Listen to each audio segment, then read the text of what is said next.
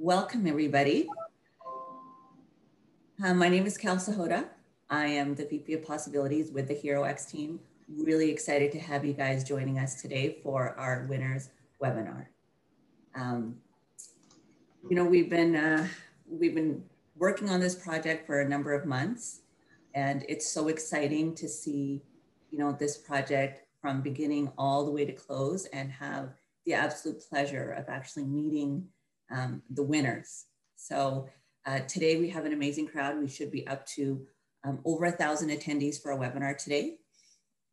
So, this is a winners webinar is a really unique opportunity for you all as the audience to get a glimpse behind the solution.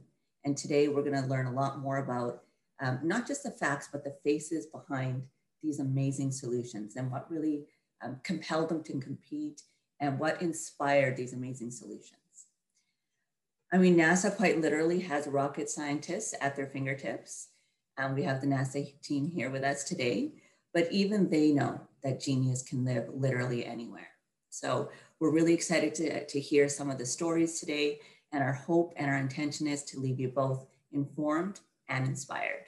So we have a few guests in our party here today. So why don't we do a quick round of introductions so we know who all is at the party. So NASA team, should we get kicked off with you guys? Tuna, how about you get us started? Sure. So I'm Mike Bartolo. I'm the project manager for this challenge. So I helped coordinate with the HeroX team and then the NASA team that helped get the proposal out there, the challenge potted, and then did all the judging and all that. So I work on the Lunar Lander program in terms of what we're going to use to land the first woman and the next man on the South Pole of the Moon in 2024. And getting there and a toilet may not seem the most glamorous issue to solve, but it's an important standpoint. Johnny will attest to that when we get to him about, just the psychological and the comfort factor of having a good usable waste management system is important when they're living on the moon for 7 days, as well as in transit from orbit down to the surface. So I applied all the great ideas that folks gave here in terms of outside the box thinking, that you guys all brought different perspectives than what we as NASA know about making toilets and stuff like that. So great job from all the innovators from the platform. Good stuff. Welcome. Let's go to Imelda next. Hi, my name is Imelda Stambaugh, and I am the system manager for the waste management system for the human lunar lander and I support all of the hardware that touches or is associated with the crew to live and work in space mostly. And I've also worked on life support systems as well. Awesome. Thanks for joining us today, Imelda. All right, let's go over to who wants to go next. Steve, want to jump in? Sure. So I'm Steve Rader. I am the Deputy Manager at our Center of Excellence for Collaborative Innovation, and we run the NASA Tournament Lab, we run a bunch of challenges. We've run almost to 500 at this point over the last 7 years. And if you're interested in participating with these challenges, you can go to nasa.gov/solve, and we put all of our challenges there, or challenge.gov. We actually work with other agencies and post challenges there. In fact, there's several on HeroX, I think right now, for other agencies that we're helping with. But our job is to help folks like our NASA engineering team that you just heard from to solve hard problems using crowdsourcing and using the crowd. And I just want to say, one of the things we find is there is a real passion around the world, and you can see it in these designs and in this participation and all this great work. And so we're really trying to change the way we do things so that we are leveraging that passion and that expertise that's out in the world to help us at NASA get a leg up, right? And to really get a better starting point for where we can go from on innovation. And we appreciate everyone's passion and commitment. So thanks. Always beautifully said. Thank you, Mr. Rader. All right, so rounding us off, we have today with us one of NASA's very own astronauts. Johnny, you want to go next? My name is Johnny Kim. I'm a former special operator and Navy physician and family an active astronaut. And I was involved in this project in providing the astronaut perspective on a lot of the use of these, of the toilet. And I was just blown away with the contestants and just the creativity. I currently work with the Artemis program, which is the NASA program that's going to get the first woman and the next man onto the lunar surface by 2024. And specifically, I work with the human landing system. And the key word in that is human. NASA demands, or space exploration demands, ingenuity in all phases of the mission, from launch to orbiting vehicles to the human landing system, which is going to get us on the moon. And the human is the key part in that. And we certainly couldn't do that with creative, efficient, and excellent design solutions on dealing with human waste. So big congratulations to the winners. It was an honor to participate in this, and I'm looking forward to the rest of this. Good stuff. Thanks, Johnny. And again, thanks for taking the time to join us today. And of course, we have our 3 winning teams with us. We're so excited to shine a spotlight on you guys today. So guys, tell us a little bit about who you are and maybe where you're physically located. And we'll get more into the details on your actual solution in just a bit. So Boone, why don't we get started with you and your team? Sure. My name is Boone Davidson. I'm from Bellingham, Washington. I work in construction management in the power industry as a senior resident engineer for a company called McKay Sposito. I am our team captain for the Translunar Hypercritical Repository 1, or T.H.R.ONE. I was initially inspired to enter the challenge and start this team because I've been a space fanatic ever since I got to witness a space shuttle launch when I was 7 years old. And I've always wanted to be a part of the space industry in some way, and this challenge felt like an unorthodox but fun way of achieving that. Good stuff. Welcome, Boone. All right, so Cody, you want to jump in next? Yeah. Hey, my name is Cody Thompson. I'm a full-time building information modeler and a part-time tabletop game publisher based out of Redmond, Washington. I've always been fascinated by space and science fiction and all that kind of cool, just transcending humanity into space type stuff. And when the team approached me saying they needed help designing a space toilet and modeling it, as I'm the modeler on the team, it was an instant yes for me. Well, welcome, Cody. All right, Kunal, let's go with you next. Yeah, hi everyone. My name is Kunal Vaswani, and I'm a structural engineer in Seattle, Washington. I actually used to live in Florida, and my family and I would watch pretty much every space shuttle launch we could at Cape Canaveral. We would start on our TV for the countdown and ignition, and then run out into our front yard to watch the trip up into the atmosphere. Since then, I've actually always had a fascination with space and space travel. So when the team reached out to me with an opportunity to reimagine the space toilet, I was thrilled to join. Good stuff. All right, and you're on the West Coast, right? Yeah. I am, yeah. Yeah, good stuff. And rounding out your team, Boone, we have Josh. Hi, everyone. I'm coming at you from the Midwest, actually, though. The rest of my team, they're all on the West Coast, but I'm an engineer located in Chicago, Illinois.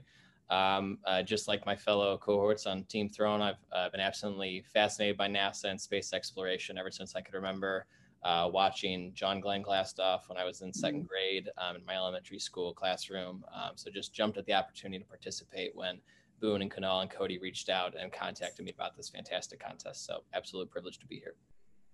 Wonderful. Well, welcome. Let's see. Franziska, let's go next with you. Hello, my name is Franziska Wülker. I'm from Germany. To give you a more precise location, the Black Forest. I am a mechanical engineer and I work for Duravit AG, a manufacturer of designer bathrooms. I work in the research and development department, and my main task is to develop toilets and especially flushing toilets. So I do fluid mechanics to optimize flushing performance. So the combination of space and toilet was just the perfect challenge. Good stuff. Well, welcome. And I love your background. I have to figure out a way to ship that to my house. Okay, so rounding off the team, we have Thatcher and Dave. So you guys want to jump in? Yeah, thanks, Cal. So I'm Thatcher Cardon. I'm an active duty colonel in the Air Force, flight surgeon, family practice doctor, and I was actually the winner of the Space Poop Challenge back in 2017. And so I heard about this. People say, hey, you can enter this. And I thought, oh, that sounds great. I've always loved space, science. I'm a wannabe engineer, so I'm jealous of all you guys that are engineers. And I'm currently assigned at Tyndall Air Force Base in Panama City, Florida. And, but I grew up kind of in Seattle out with the rest of you guys on the West. Perfect. But I'm really involved. Thanks. Good stuff. Well, welcome, Thatcher. And last and certainly not least, Dave. Dave Morse. I also live in Panama City, Florida. Grateful to be here. Was asked by Thatcher to work on the design with him, his idea for the Lunar Loo here, and got a background in design for the past 25 years, and currently work for Applied Software out of Atlanta, Georgia. And we are privileged to be able to train people in how to design 3D and support them in their products. So that's what I do. Wonderful. Great to have you all here. So thanks for taking the time. And we also have with us today our CEO and co-founder of HeroX. Hey, Christian. How are you? Hello, everybody. Since we already know who you are, I was going to say, why don't you tell a little bit about what excited you to participate? Well, like many people of my age, I grew up fascinated about everything in space, and so excited about our future in space. And it's been a while, but things are starting to get exciting thanks to this awesome work that NASA's doing. And I'm super excited that we're able to be part of it. I geek out over this so much. So, and it's great to see all the great solutions and the innovators that collaborated here. And I mean, how great is it? People, from anywhere in the world can work on a NASA problem. That's pretty cool. Wonderful. Thanks, Christian. So, what's really interesting when I heard each of you all introduce yourselves on some way, shape, and form, you talked about growing up, you watch NASA and you watch this and you watch that. And, most people don't think that they're going to be able to get to a certain point where they can collaborate with NASA. So I think with this approach with crowdsourcing and the future of work and all this wonderful way the world is moving towards, just allowing so many of us to share our amazing ideas, there's just such an inspiration to that. And I really feel that in this call today. And I feel that on our chat. So our chat is going crazy, which I absolutely love. So the one thing I will mention is if you guys all have questions, because we have such a large crowd, I would invite you guys to go to the HeroX page and just post your questions related to anything technical on the challenge page. The forum is there. You can drop all your questions there. But if there's anything, about this webinar or something you just want to comment on, go ahead and keep using the chat. We love it. I have a little minion in the background, Jody, who is on the HeroX team. So she's going to be responding to your guys' questions. So keep it going. I absolutely love the energy. Okay, so before we get too far into hearing about all these great solutions, why don't we learn a little bit more about the background, kind of what got us to where we got us to do. I know, the team's already touched on it a little bit, but a toilet on the moon already, Tuna. So tell us a little bit more and offer us a bit of an overview. Sure. So we launched this challenge. We started having discussions internally back in April. We knew that the lunar lander needed a toilet that had to be very low mass and very low volume because some of the vendor designs are very constrained in terms of space and performance and stuff like that. So we wanted to try to come up with a perspective beyond what the NASA internal team that Imelda is working with to work on based on previous experience of toilets. We have the UWMS, which is under testing right now on the ISS, the previous ISS toilets and all that. So we understand fundamentally how to build a toilet that has to last a long time and a lot of use. The lander case is a little different because it's just a short duration, from orbit down to the moon, 6.5 days on the surface and then back up again. It's not like the battleship type toilet where you have to have on the ISS where it's 6 or 7 crew members using it daily for 20 plus years and stuff like that. So with the constraints of the mass and the volume and just the short duration, we wanted to take that opportunity while NASA was working the inline team to look for those outside perspectives, to tap into the crowd, like you said, and see what other ideas are out there, what different folks' backgrounds and experiences from designing bathrooms in Germany to flight surgeons and construction engineers and all that. So all those different perspectives brought different ways to approach the problem and different ways to come up with innovation and ideas that we hadn't potentially considered before. And so this was a great way for Imelda and her team to gather up some ideas and see if they can't then take those and incorporate to where they're trying to go with the toilet development and try to really meet the mass and volume constraints we had. So it was a great way to while we're developing our toilet, look outside the gate for different points of view and see what the worldwide community can bring to bear on the problem. Perfect. Thanks so much for that overview. Imelda, I'm gonna come to you. I absolutely love asking this question. Tell me, how would you compare the experience of using the competition versus like a typical route of product design? How would you compare the two?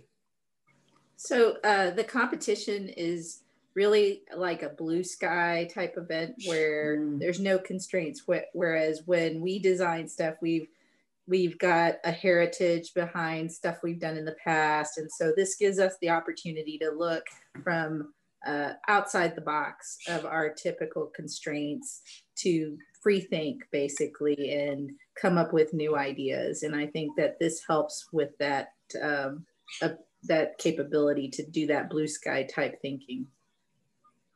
Perfect. Thanks for that. So for this challenge, as you guys have already met, we have 3 winning teams, but we also have 2 additional honorable mentions. They were given to the Magnum Opus team and to the fully self-contained Lunar Toilet team. So hopefully you guys are on the webinar today. And if you are, make sure you message it and chat in, but a huge shout out to you both.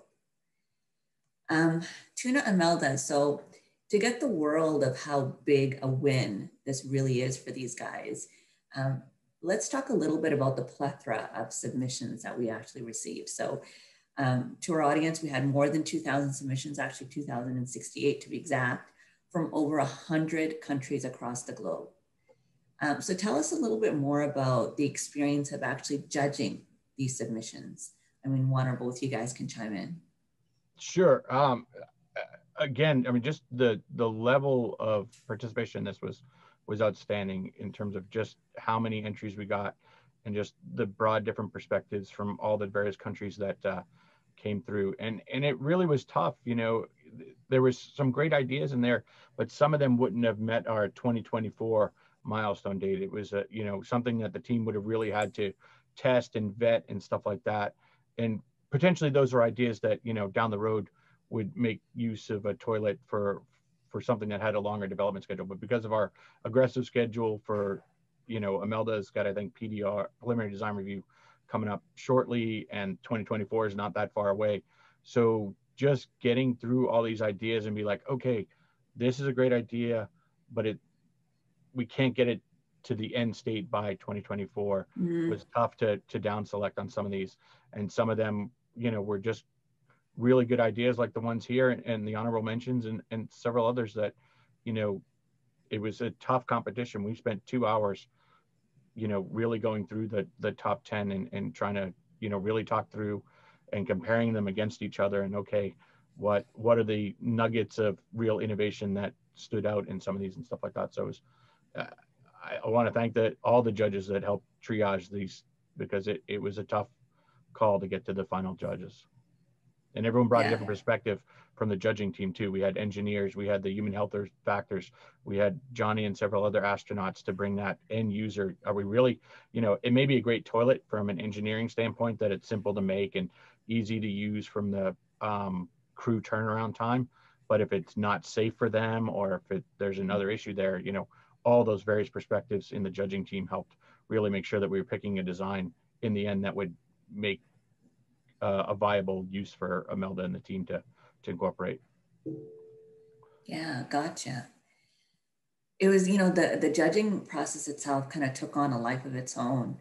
So, I mean, you guys all can imagine having more than 2,000 submissions. And one of the biggest challenges, which I think, which Tuna just alluded to, is you don't want to miss a really good submission. So, you know, we had to really be careful on how we sorted through this. So I know the HeroX team took that first, you know, crack at it and try to do our very best to kind of narrow it down a little bit, but we knew that this was going to get a lot of attention in the press.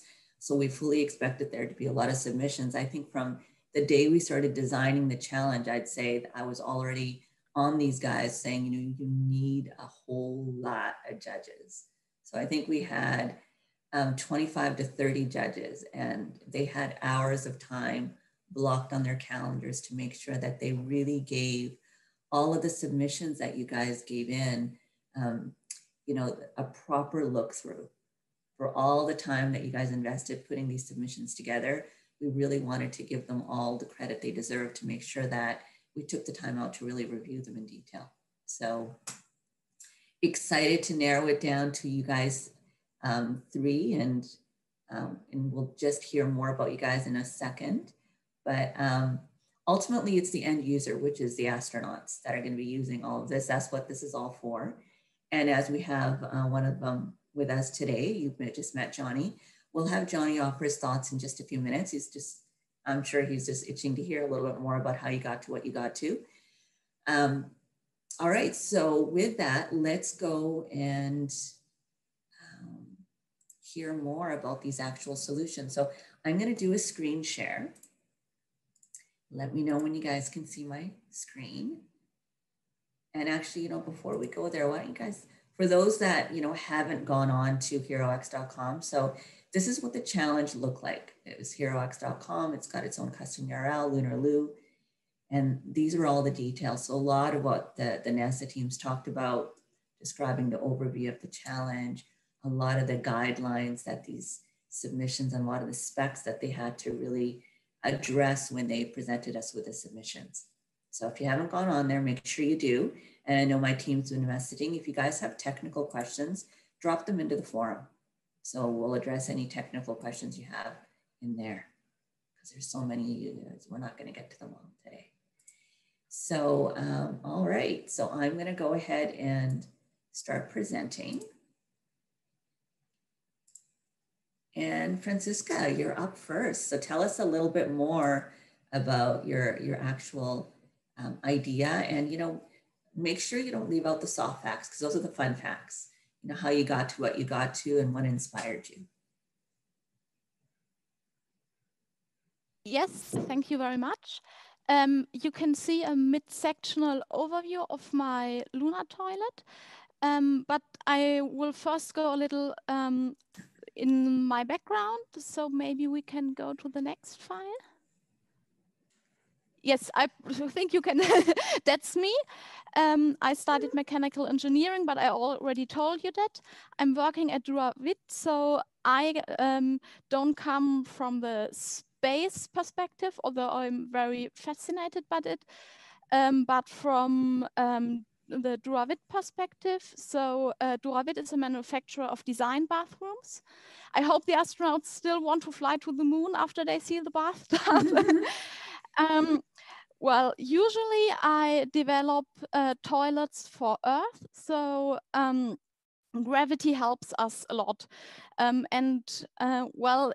microgravity, the first challenge is to get the things that should be in the toilet into the toilet. Yes, that's the first challenge, and then we need to do something with it. So maybe we can switch to the next file, please. Yes, thanks a lot. You can see the mid-sectional view, and my main aims were to be the toilet comfortable to use, easy, as well as safe. So that's why I decided to use an internal tank. So in the event of a malfunction or blackout, the astronauts cannot be in the vacuum. All right, so we also increased the seats size, as you can see on the picture. So there's no issue about aiming, so it's more comfortable for use. And we have a funnel-shaped inlet. From this inlet, the excrements are induced into a centrifuge. I will go into that in detail a little later. We have a shut-off valve towards the inlet, so it can be closed when the toilet is not in use. There is an air suction fan, so excrements and urine are sucked into the toilet. And depending on the rotational speed of the centrifuge, we can include a macerator to crush feces and maybe toilet paper into smaller pieces. But if the centrifuge rotates fast, we wouldn't need that. That's probably even a better solution, but I think we should consider both. So a slowly rotating centrifuge with a macerator, or a fast rotating centrifuge without the macerator. As you can see in the mid-axis, in orange, there's a flinger plate, and in this it is also included the air suction system. So we introduce the excrements towards the outer radius of the centrifuge, and the air is sucked from the toilet at the central axis of the centrifuge, and there's a flinger plate, so excrements can't be sucked out of the toilet because they are taken towards the outer radius of the centrifuge. And you can see there are holes in the centrifuge, so excrement can exit the centrifuge, and there is a helical screw or extruder which transports excrement downwards. If we proceed to the next slide, we will be able to see it in more detail. There you can see the centrifuge helix. So it will transport the excrements down. Of course, once the lunar toilet is on the moon, lunar gravity will help, but the centrifuge helix makes sure that it also works in microgravity. I decided to stabilize urine with calcium hydroxide because that's a safer way than using acids, because they have to be dosed very exactly, and I don't want the astronauts to handle any acids. So it's just some calcium hydroxide in the tank. There is also a check valve in the entry to the tank. So the excrements can't exit the tank. All right. The main problem, as I already mentioned, is to think without gravity, because if you drop a teacup, for example, you are used to it falling down, which won't happen in microgravity. So I did some computational fluid dynamics to make sure that it works both in gravity and in microgravity. We use computational fluid dynamics for toilet flushes, so it basically it works for every kind of fluid. If it's water, urine, or feces, you just have to adapt the properties. You can see the CFD simulation on the next slide. All right, on the right side, you can see the centrifuge at 2 seconds and after 20 seconds. In this case, the centrifuge rotates quite slowly, because I wanted to have a look, all right, does it have to rotate very fast to transport urine and feces, or would it also be all right if it rotates slowly? Because the size of the centrifuge is big enough to hold 1 liter of urine and 500 grams of feces, plus some vomit or well, everything that enters, it's more than 2 liters. So it doesn't need to rotate fastly to make sure that the excrement leave the centrifuge fast enough. And it would take a lot less energy if we decide to rotate it slowly. So even in the slow rotation, a centrifuge transports all the urine and other excrement towards the tank. And in the diagram, you can see the decrease of fluid volume in the centrifuge. And we are able to transport urine out faster than usually it would enter the centrifuge when we have a look of normal urine flow in healthy adults. So I decided to use a simple system because if it's complicated, it's more likely to break and more difficult to repair. So I tried to make it as easy to use and comfortable for the astronaut as possible. Thank you very much. Good stuff. Thanks so much. Comfort. I'm sure Johnny appreciates that.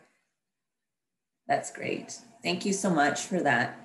I think you may have shared it already, when you were talking through it, but was there something really specifically that inspired you to kind of lean towards this type of a solution? Was there something that came to mind? I'm just curious. Well, it just seemed the easiest way to replace gravity to use a centrifuge. Gotcha. Okay, wonderful. Thank you so much for sharing all that really great detail. And again, congratulations again. Thanks. All right, Thatcher and Dave, you guys are up. Great, thanks, Cal. Next slide. So I approached this problem from this from a simplicity standpoint as well. Just 14 days total, 2 astronauts, and also from a space requirement, or a volume and weight requirement. I thought that a pouch containment would be the best strategy. And I think one of the problems with pouches from the pictures I've seen and so forth is that it's hard to align yourself with the pouch correctly. And hard to have the opening be big enough for you to use, especially when you're not, it's not in view when you're using it necessarily.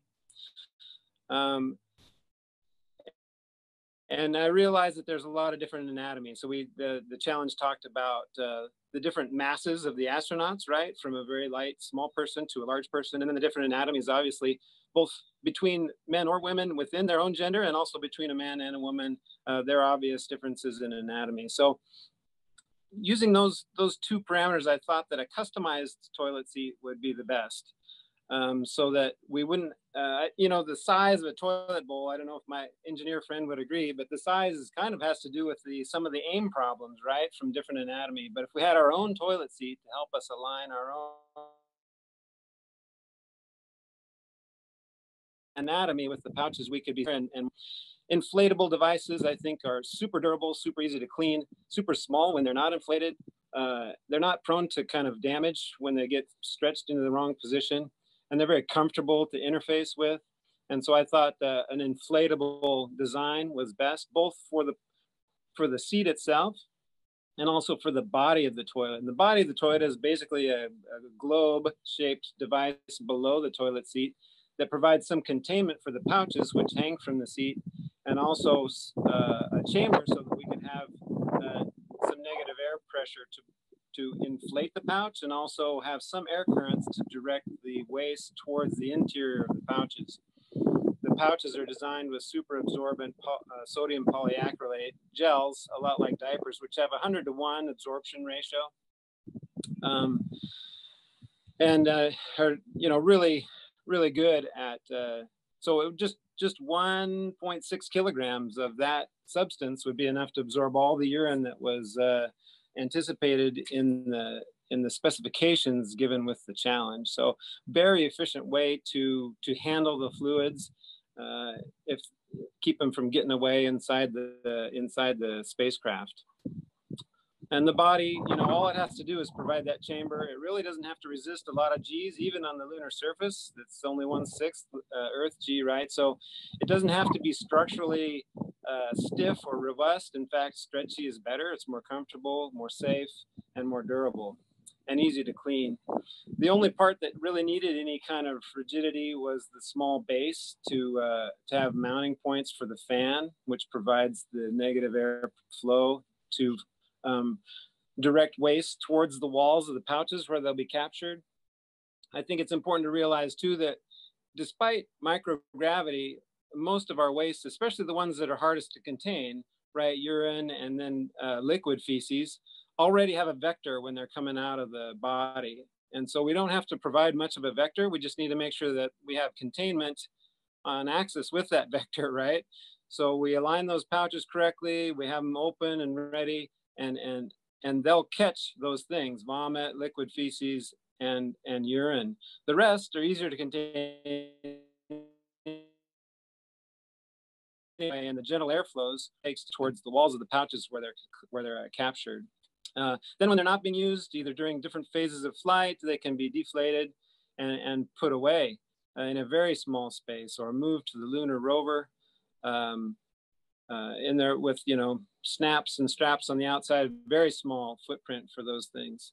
Then in the base as well, in addition to the fan, will be a small compressor that allows you to inflate both the body of the toilet and the seat of the toilet for use. Exchange between astronauts is super simple. It's just a hook and loop fastener for the seat at the top of the body of the toilet. And then the individual pouches are nested. So there might be 6 pouches nested inside each other. So an astronaut will just use the toilet, and the pouch that's topmost in the nesting will be removed and contained in a small bag that's attached to the back of the pouch, and then stored in a bigger bag that ultimately would be vacuum packed and hopefully frozen for storage until it could be taken outside of the craft. Next slide, please. So this is the CAD representation with the right bottom and the left side. You can see the seat, which is designed with arms that kind of cradle the astronaut's bottom and hold the seat in position.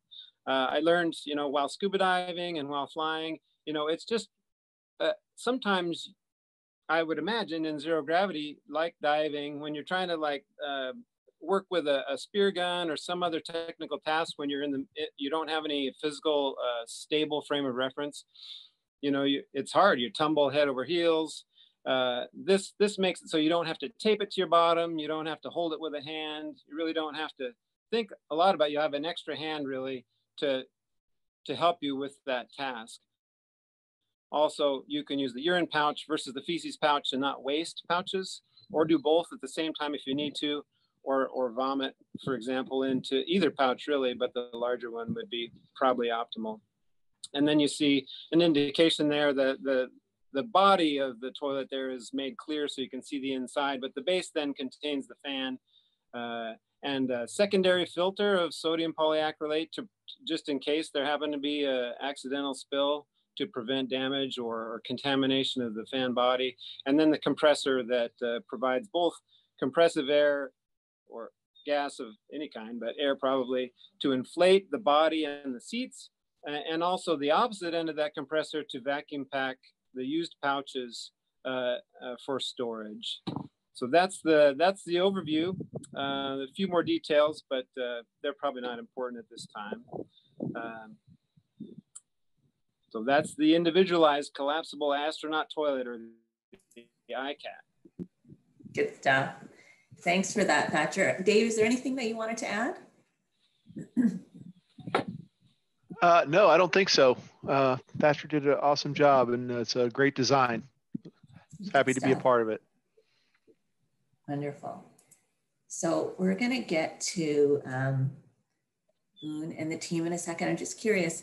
Steve, I know Thatcher, you competed in the Space Poop Challenge as well.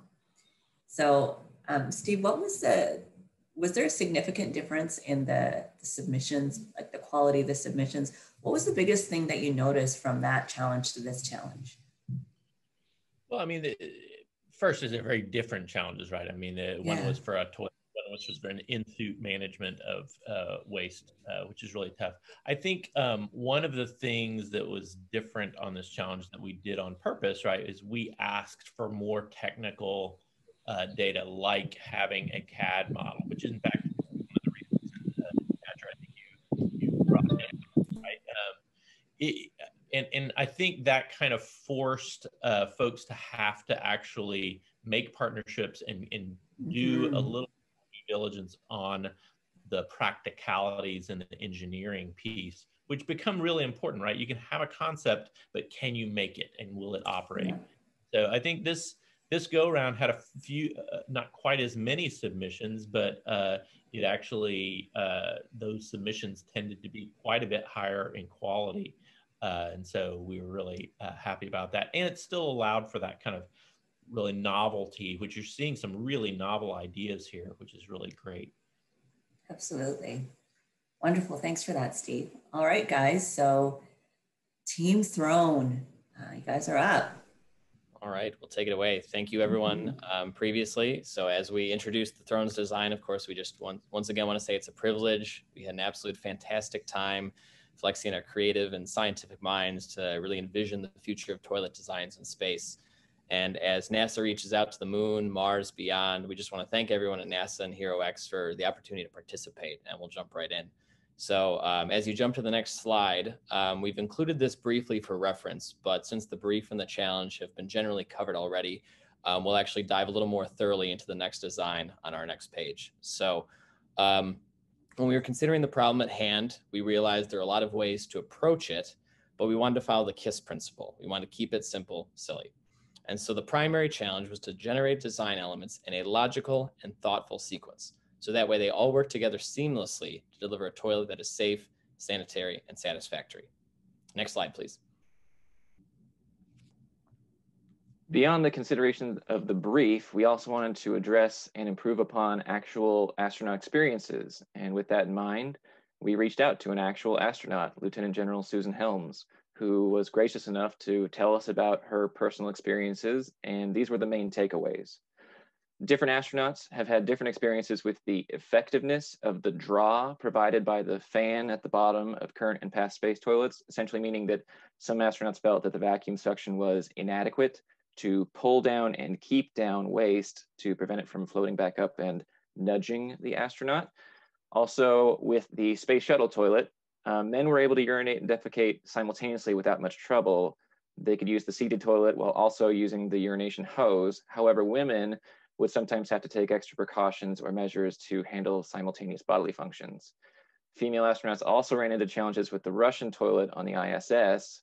This toilet wasn't certified for use during menses, and female astronauts and cosmonauts had to use a separate collection method or suppress their menstrual cycle. And finally, because the toilet bowl opening was considerably smaller than Earthbound toilets, aiming correctly took some practice, and missing the target would consequently require cleanup. Next slide, please, Cal. So the key component to our design was the bladeless ring fan, which was inspired by the Dyson Air Multiplier. With a weak vacuum draw being one of the issues highlighted by astronauts, we tried to envision alternative to suction. So rather than using non-localized suction at the bottom, we flipped the design by placing a concentrated airflow at the top. And this is accomplished via that bladeless ring fan, which locally directs the force by its position right beneath the seat. Below the ring fan is the collection area and bag ring inspired by a diaper genie. While the parents out there are likely familiar with this concept, for those who aren't, essentially there's a large tube of flexible plastic coiled up into a ring that is pulled down and tied off to create a bag within the collection area. The plastic used for our bags will be micro-perforated, allowing air blown in from the ring fan to exit while still trapping the liquids and solids. Next slide, please, Cal. When a bag is full, an astronaut can open the throne, sever the bag, and tie it closed. Then they simply pull down on the coiled up plastic and tie it off to create the next bag. Replacing a full bag will be as easy and sanitary as replacing a bag in a diaper genie. Urine and other floating liquids will be stabilized using superabsorbent polymer water beads, similar to the proprietary brand Orbeez.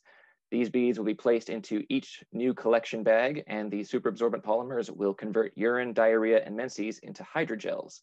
In lunar gravity, the beads will rest at the bottom of the bag. As such, liquids will simply accumulate and become absorbed. And in microgravity, any floating liquids will adhere to the beads due to surface tension, and over time, these liquids will be absorbed. Next slide, please, Cal. And this slide just shows how to replace the bag ring when it runs out of plastic. Next slide, please.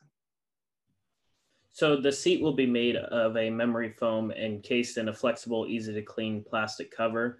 This adjustable seat will provide a form-fitting seal for astronauts of all shapes and sizes, and further ensures that the waste is successfully deposited into the collection area.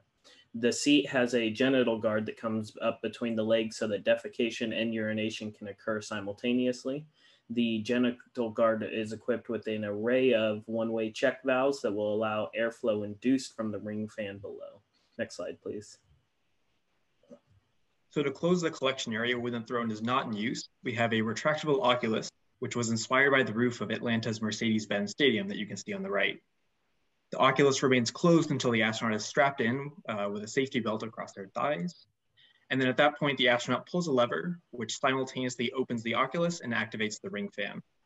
In tandem with the ring fan's downward wall of air, the oculus opening ensures that any contents are prevented from floating back up and nudging the astronaut.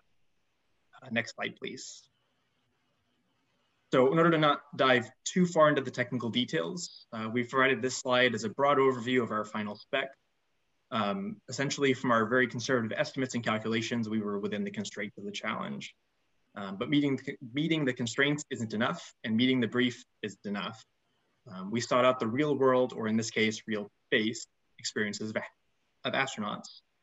This throne is a simple design, comprised strictly of proven concepts, executed in a logical order, and it delivers an elegant, clean, efficient toilet that's always at your disposal. Next slide, please. So thank you again for the opportunity to present today. It's just an absolute privilege to be here amongst such esteemed company.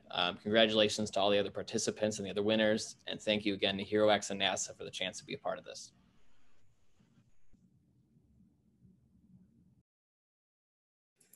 Thanks so much, you guys. You know, what's really interesting is I'm looking at your guys' faces as you're watching one another present. You know, there has to be an element of, oh, I should have thought of that, or, you know, wow, I never thought to approach it that way. And it must be pretty interesting for you guys when you're actually hearing one another speak. So great job. And again, once again, congratulations to each and every one of you on behalf of both NASA and the HeroX teams. Well done. All right, so let's switch gears a little bit. We've heard all about these really great solutions and how you guys were inspired and got to where you got to.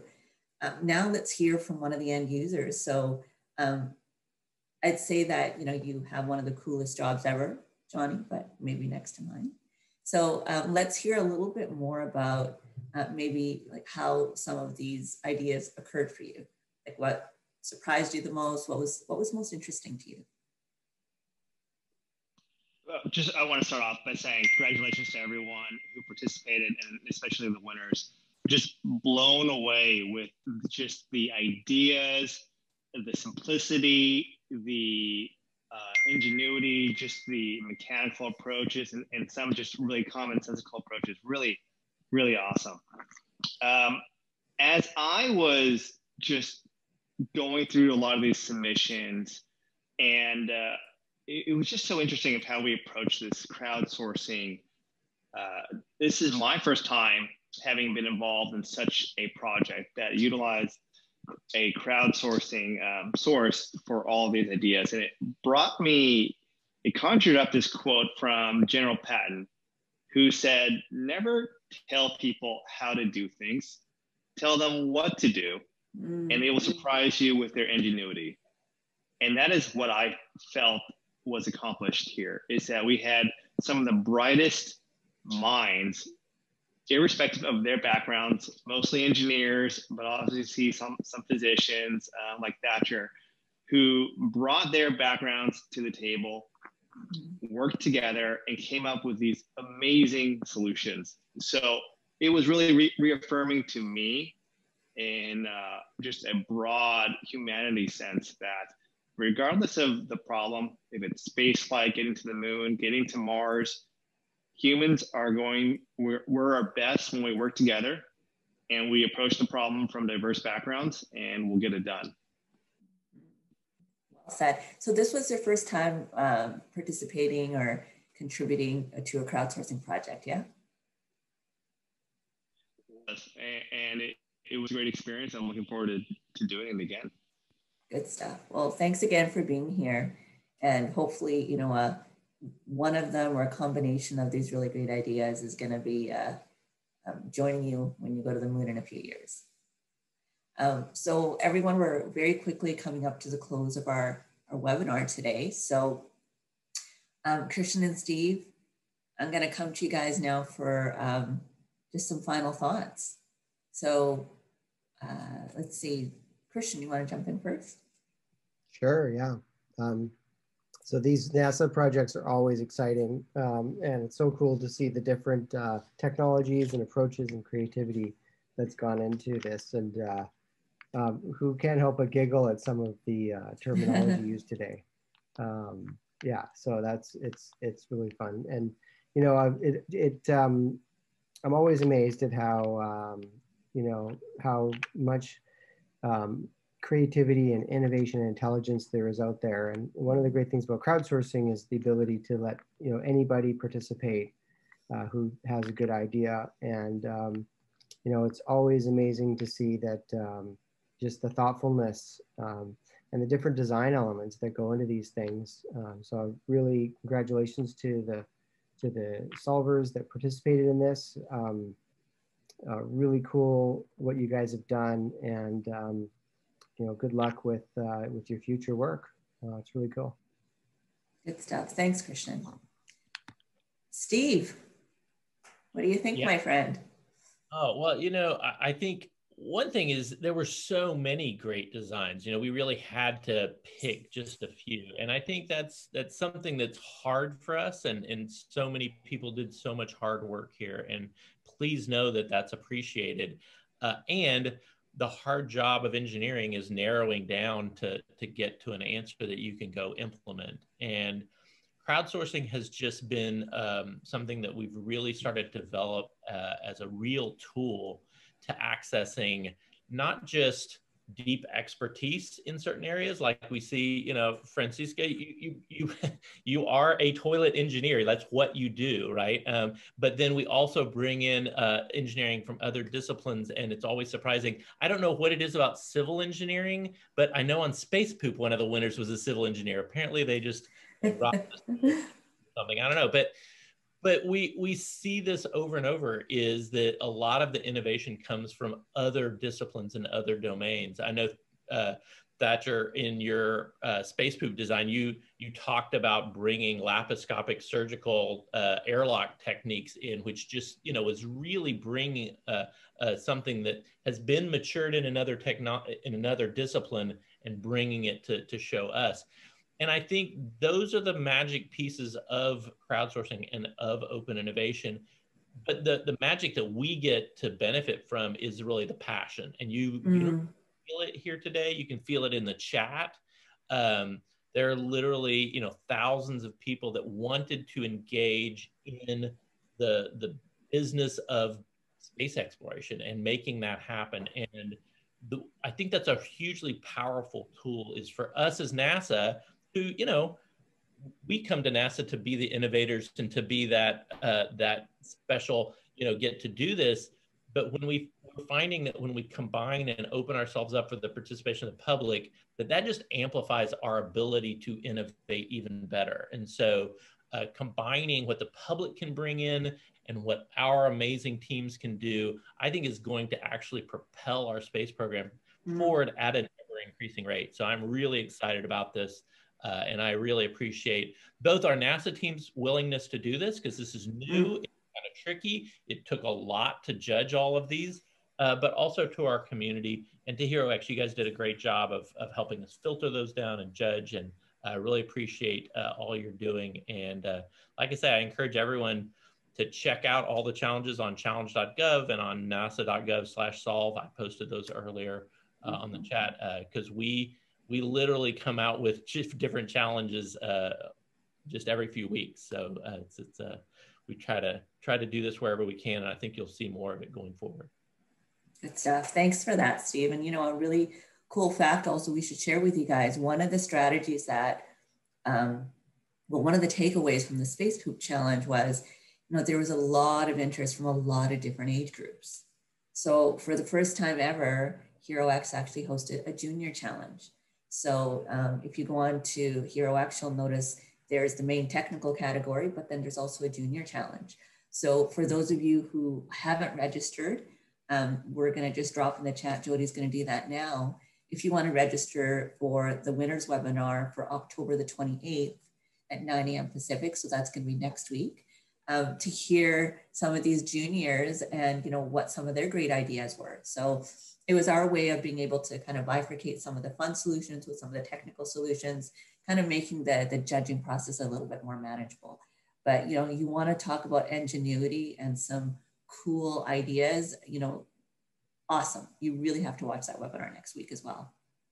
So maybe a final thought on my end, and I think Christian, you already touched on this a little bit, is what's so inspiring is to hear all of the varying backgrounds. I mean, there's similarities to you guys, obviously, most certainly, but there's like such varying backgrounds, varying geographic locations.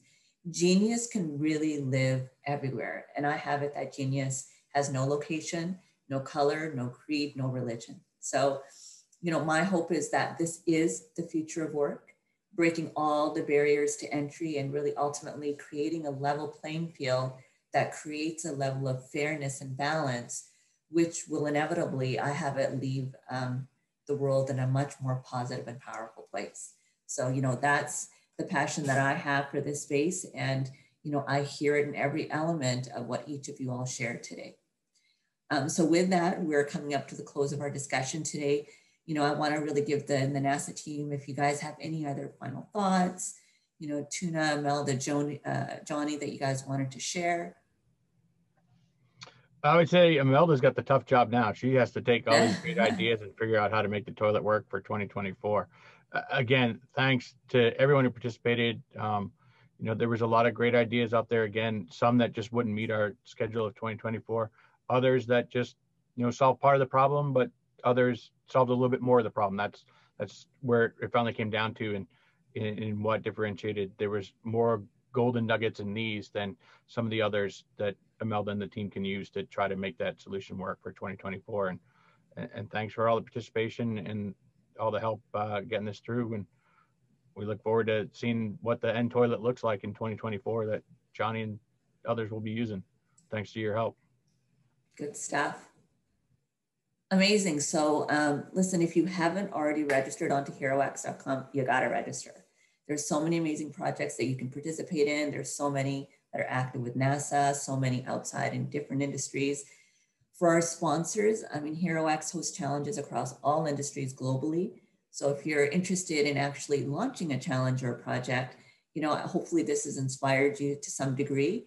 Go to www.herox.com/solutions, and you can see a really simple and easy way to start learning more about how you can potentially launch a challenge.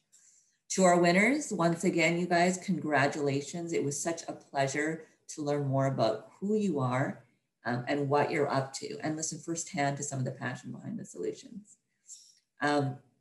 To all of our guests, we really appreciate you guys taking the time out on your busy schedules, particularly the NASA team. And with that, I'd like to thank you very much for your time to joining us today. Please stay safe, and depending on where you are in the world, have a wonderful morning, afternoon, or evening. Thanks, everyone.